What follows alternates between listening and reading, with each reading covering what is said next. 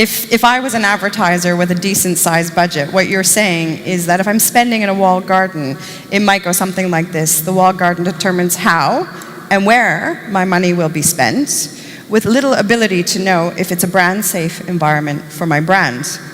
They will tell me who the audience is from a pre-planning point of view, and also then who saw the audience, the ads based on the same audience planning data. The metrics of success come from the walled gardens data set of what defines success. And when there is third-party companies validating, we are not sure if that validation process is the same across all walled gardens, which means, I think what Rodolphe, you were saying is, how do you optimize, as an example? Yes. Hello.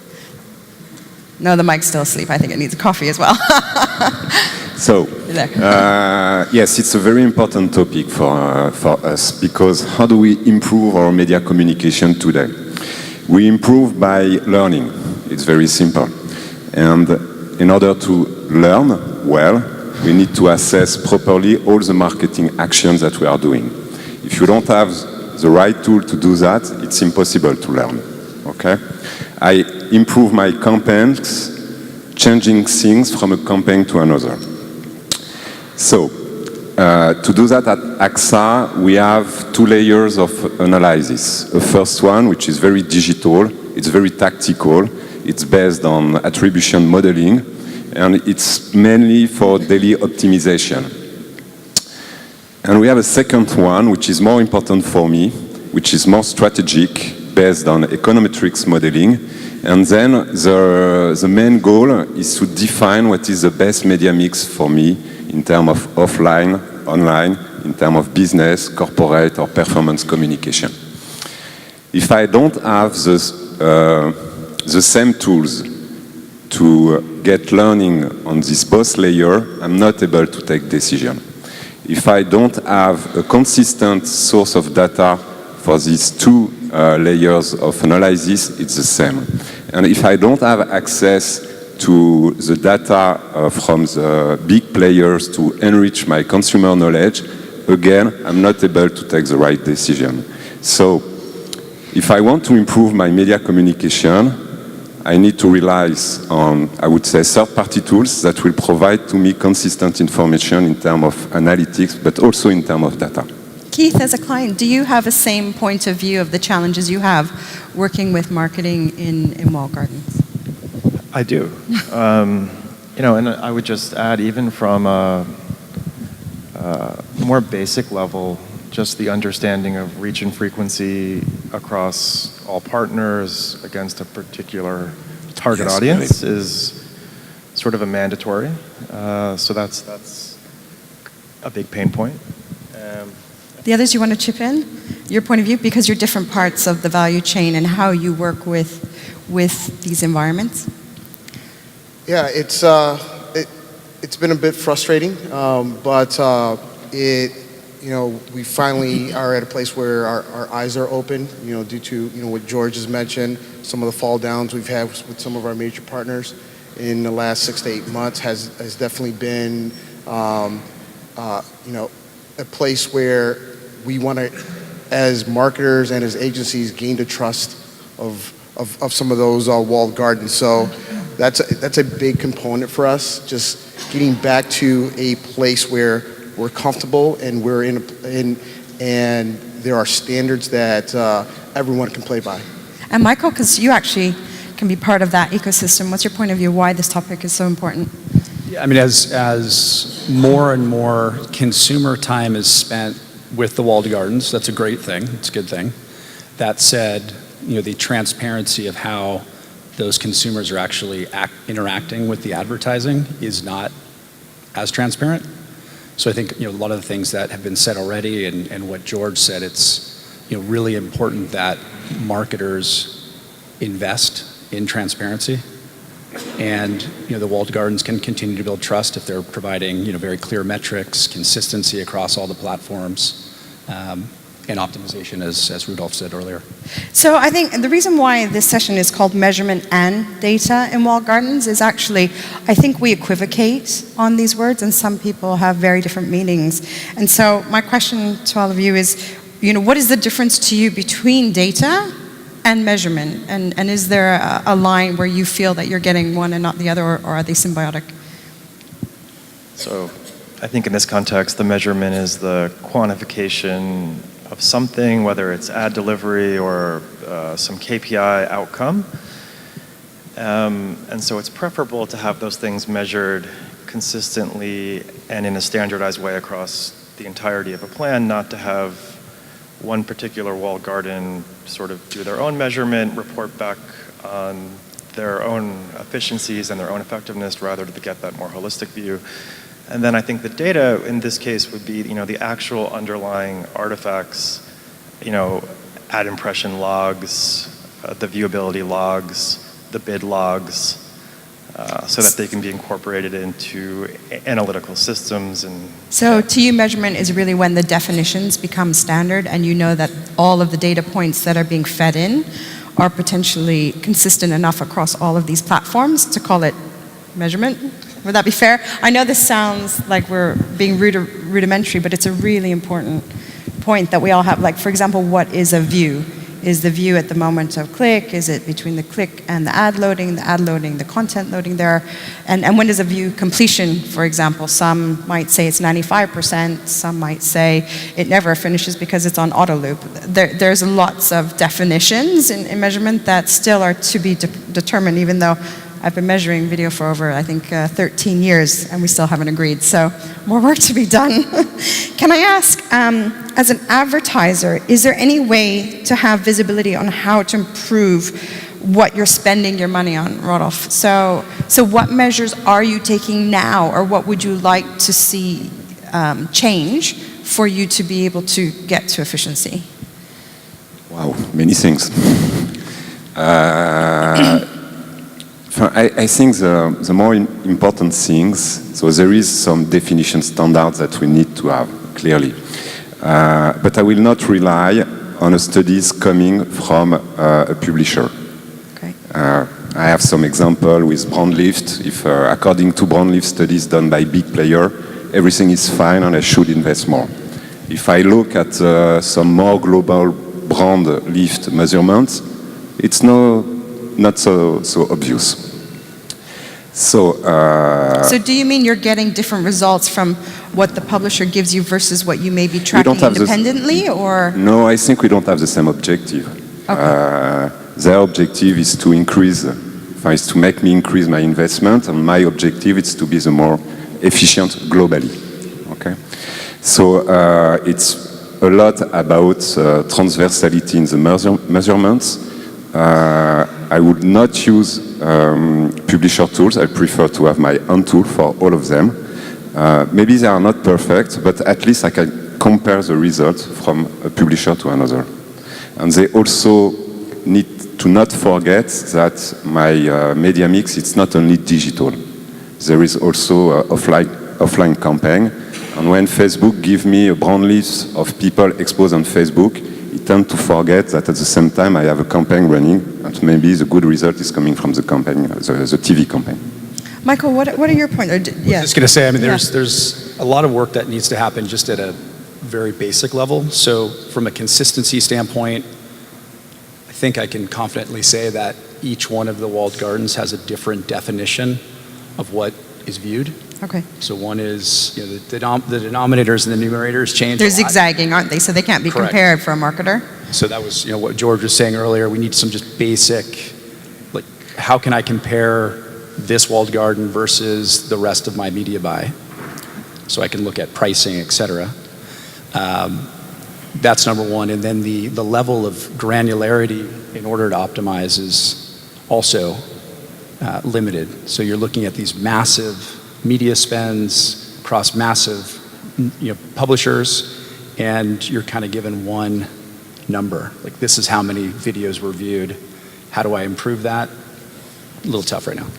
I mean, adding to that, what I'd like to say is I also want to see the ability for us to be preemptively proactive, very similar in a manner that we are with all other, the rest of the ecosystem, where we can block on demand, we can have those measures in place to to actually do at that point of contact what we wanted to do versus knowing after the fact. That's frustrating as well. That's something that I want to see activated in order for our marketers to feel comfortable that yes, we can go in those walled gardens. On that note, I'm going to ask you a question, but before I ask, does anyone in the room have any questions? Or I'll come back to you in a few minutes to put you up. We've got a question in the back.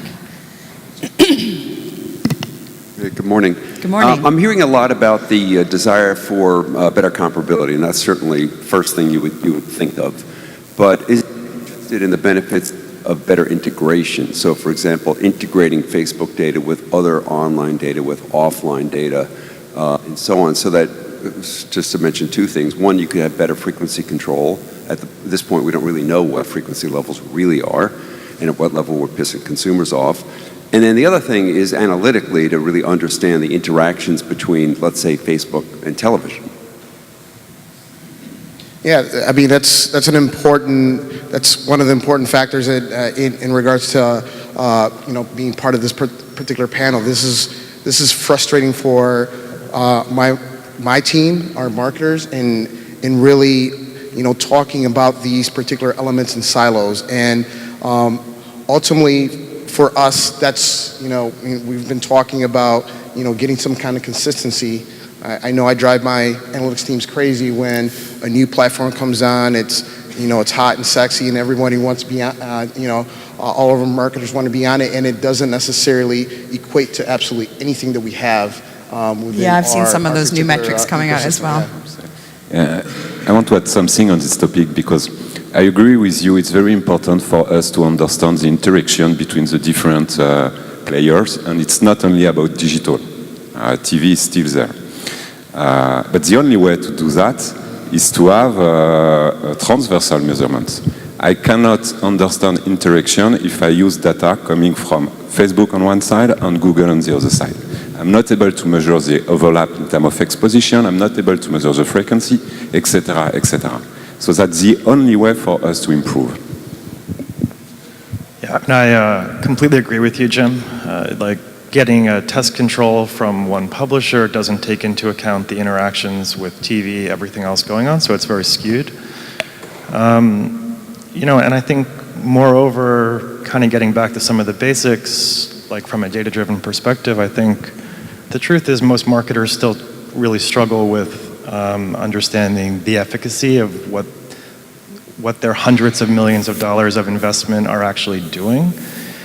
And so if we can treat these investments more like from a financial perspective, I think we can have some breakthroughs. And prepping for the panel, I was thinking about this a little bit, and when most marketers meet with companies like Google or Facebook, on the creative, on the brand side, they tend to be sort of enthralled with the excitement and the scale and the eyeballs, and they're not necessarily creating enough space to really drill into some of these issues like we are here, and I think more attention there is good. So actually, can I have a show of hands? We're going to discuss as a next topic, some of these walled gardens have had to restate performance, which it's actually bad business for all of us, no matter where you are in the value chain when this happens. And who do you think in the value chain of our industry has the most influence on making sure that these kinds of things can be minimized? And I'll ask for a show of hands between, for example, is it the trade bodies? Is it the advertising agencies? Should it be the clients themselves? Or is it down to the measurement companies? So can I ask, for example, show of hands, who do you think, is it the agencies? Should the agencies be putting pressure on these walled gardens to get better access into their data? Show of hands. Okay, I would say 5 to 10% of the room. Clients? Well, thank God we have 2 on stage. That looks like a majority. Trade bodies? The ones that work at the trade bodies. And measurement companies?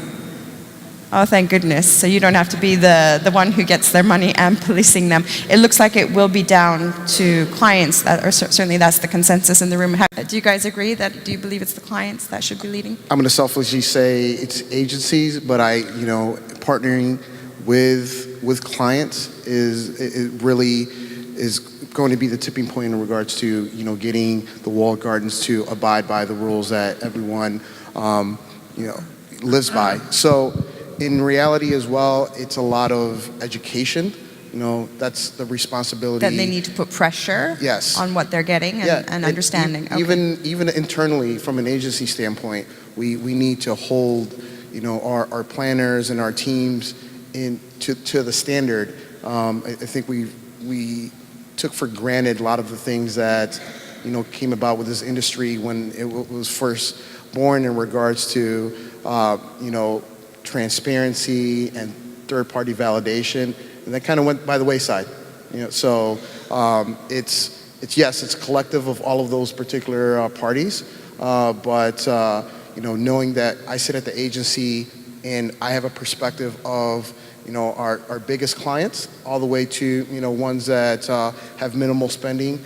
I have to take everyone's thoughts and push them forward with the wall gardens at scale. So something we discussed, I'll come on to your question in just one moment. Something we discussed is one of the challenges of measurement to do auditing is you need to fully understand what is it you want audited and be ahead of the measurement to then reflect back, is it following in suit? And a word that came up last year was glass box measurement as opposed to black box measurement, which means you really need an openness to see exactly what is being measured. And for example, Michael, you're in the ecosystem. Can you give us some feedback on, do you think walled gardens should make almost like a glass box ability for companies to go and to see how they're making their measurement? Sure. Yeah, yes, the short answer is yes. You brought up a good point, though. I think one of the things that would really help in this space is to get more feedback from marketers and agencies what those metrics are that they want measured. Because do you have some as examples? Do you have some as examples already that from conversations you've had with marketers? It's been, I guess it's been a bit reactive. So walled gardens have said, here's what we want to report on, versus the other way around. Let's go to the walled gardens kind of at a unified front. This is what we're looking for. Have you gotten examples of clients of what they've proactively said they want? It hasn't happened. That didn't quite happen. Okay. It's starting to happen now. It's started happening, so that's good. But in terms of the glass box, yes. I mean, I think as I said earlier, a lot of good value and audience within the walled gardens. Based on some of the things that have happened over the past few weeks and months, there's some trust that needs to be rebuilt. So in order to continue to build that trust, transparency, consistency, and then in terms of glass box, yes, if the marketers and advertisers can understand what's happening, what metrics they're going to get. And there's been some really good movement. At Integral, we've partnered with the IAB, Google, Twitter, some others, in order to launch a open-sourced measurement solution. So it is, I love this new term, I'm going to start using it, glass box solution, more or less. And it allows any app developer out there or publisher to install this code. They can see exactly what's happening. We'll be working to get it accredited as well. But it gives a really good opportunity to both the current walled gardens and the emerging walled gardens that are coming out to provide that transparent measurement. So the clock is up on time. I believe you have 3 more minutes, George, that are yours. Are you okay for Kate to ask a question? Or do you want your 3 minutes fully?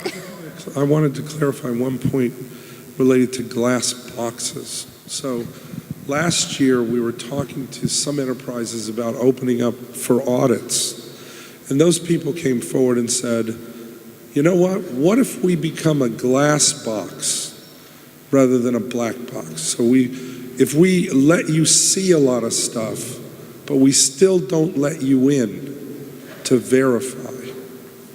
So, we don't have any hooks into to actually determining what's happening is real. And that's a solution we didn't like. It's better than not being transparent, but you actually need both. You need transparency and you need linkages and data to flow outwards. But you also need verification. You can't be a box. You need to be an open box. Kate, did you? It's a maybe a little late now, but one of the other groups I think that need to be included in this discussion are the other publishers and broadcasters. Which is, I'm on the stage. And I think the trade bodies, everybody showed these great, logos of different individual groups. But I think unless we think of things holistically and measure everything, because we're trying to reach consumers and they don't see all these boxes, perhaps the people that are going to lose revenue to the walled gardens are the ones that should be helping push measurement consistency across all of those ones. And they, right now, have got significant both revenue to use to help fund that, plus revenue at risk if we don't fund it and get transparency and consistency across all those metrics. So I wonder just if there's anybody has a point of view on that piece of it. Yeah, I mean, I can have a point of view because I'm right in the engine room at the build level. And normally when I think about what I'm trying to do from a measurement point of view, my first question is it technically possible? So for example, my company has video on demand services as like in-app walled garden on TVs, on smart TVs, on Samsung TVs. And the limitations of the TV set itself is making the measurement incredibly difficult, and it comes back as very unsophisticated metrics. And so while we're talking about walled gardens on mobile and equally in other environments, our next level, for example, next year might be the conversation, where is Samsung, where is LG, where are the TV set manufacturers in the room, because they too are building their hardware in such a way that is not necessarily conducive for us to do our business and get great quality television level quality advertising back into the TV in the smart TV part of the world. So some of the limitations in walled gardens are actually down to the kits, the hardware and the software. But people like you can help open that. Yeah, I keep the conversation going. What I'm really saying is it's a whole industry problem, and we shouldn't think of it in vertical boxes, because that's not how the consumer sees it. Mm. Do we have any more questions from the floor? Just building on something that Kate just said. In the U.S., there are a couple of initiatives. One is called TrustX, which is where publishers are aligning with each other and trying to promote and trying to differentiate themselves in a quality way and trying to promote good practices like filtration and third-party auditing and, just across the board trying to differentiate themselves as the remainder group from the walled gardens. And I think that speaks right to your point. The other thing I just want to mention is yesterday we heard a presentation from Tom and Pedro from IVC where they're focused on the publisher group with specific verification assets. I think those initiatives speak to what Kate's point is. You can't solve these problems without getting the sellers involved, and that's what you need to do. So we've got 2 minutes left. Oh, Julie, you've got a question? Hi, I have a question in the back. Sorry? Good morning. I have a question. So I represent an advertiser, so Coty, which looks after a ton of beauty brands, spend a lot of money in the walled gardens. I've got a challenge. I'm trying to, as best I can, use the metrics out of the walled gardens to help the advertisers and the brands understand the effectiveness of all their campaigns. So, and going through this kind of painful process in the last 6 months of trying to get a standard view of viewability, et cetera, has been a tough challenge. So it's more a cry for help.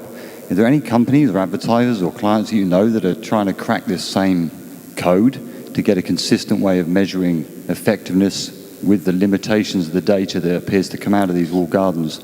I'd be very interested to connect and share some war stories, or at least get some additional insight that can support what I'm trying to do with my brands as a marketing science head. Well, the reality is I think we're all in that same boat, so that's don't feel good. bad. But as we've been talking through this, it's going to take a concerted effort of all of us combined. I feel your pain. We deal with it all day, every day, in trying to get to a place where we can make sense of this. So I also agree. We can talk afterwards. I think advertisers need to put a lot more pressure on the walled garden. Is it possible at some point to get the Facebook and Google up on this kind of stage to have the discussion as well? They won't come. We've asked. Okay. One thing you could do is join the trade bodies. Become a member of MRC. See it from the inside. Become a member of JICWebs. Don't complain. Can everyone hear George, by the way? You are. He's saying become a member of the trade bodies, you can all hear them? Okay.